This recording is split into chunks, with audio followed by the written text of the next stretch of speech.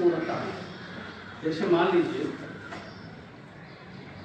यहाँ पर छात्र बैठे हुए हैं, अब किसी ने पूछा तो कितने छात्र हैं, तो हम ये बता दें कि 150.4 छात्र। तो जिसको बताया वो क्या सोचेगा?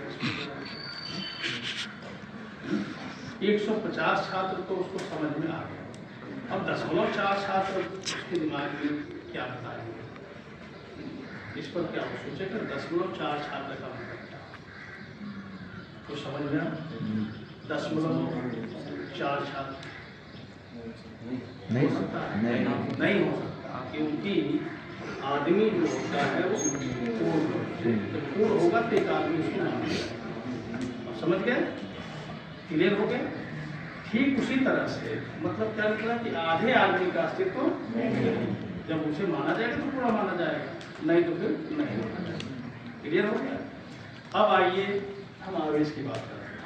तो आपको इतना पता चल चुका है कि एक फंडामेंटल आवेश है, वो जो फंडामेंटल आवेश है, मूल आवेश, वह ई है और यह एक इलेक्ट्रॉन पर आवेश की मात्रा है।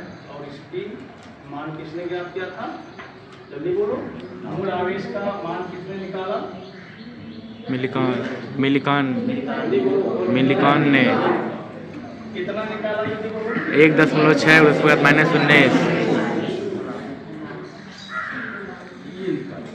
यही है मूल आवेश। और सामान्य तौर पर ये अब तक माना जाता है, इसके आगे भी कुछ थियरी आती है जिसका नाम है क्वार्क थ्योरी, उसके विषय पे हम चर्चा करेंगे, लेकिन यहाँ तक की बात आपको जानना है कि इससे छोटे आवेश, इससे छोटा आवेश संभव नहीं है। तो इसका मतलब क्या निकल के आए कि जो भी आवेश हमें हमारे नॉलेज में आएगा वह इसके ही पदों में होगा कि नहीं होगा। जैसे देखो 10 आदमी, तो आपने लिखा यहाँ पर 10 और फिर क्या लिखोगे यहाँ पे? आदमी। इस आदमी का मतलब क्या हुआ? एक पूरा है।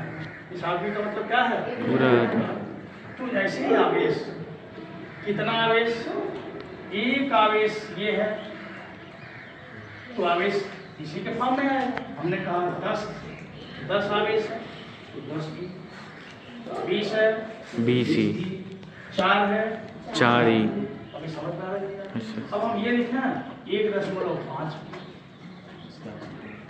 जैसे हमने लिखा 1.5 आदमी। अब जरा बोलो तो क्या हमने ये सही लिखा? नहीं। क्या हमने ये सही लिखा? नहीं। क्यों? पूर्ण होता है। एक आदमी से कम का अस्तित्व नहीं है। ठीक उसी तरह से एक ई से कम यानी उससे छोटे आवेश का अस्तित्व नहीं है। इसी को हम कहते हैं, अगर कोई आवेश है तो हमेशा वह ई का पूर्ण गुणज होगा। देखो ये सब क्या है? 10 क्या है? 10 है, 20 है, 4 है, क्या है? पूर्ण है। और 1.5 क्या है? अपूर्ण है, आंशिक है, भिन्नात्मक है। तो आवेश का मान कभी भिन्नात्मक नहीं होता है।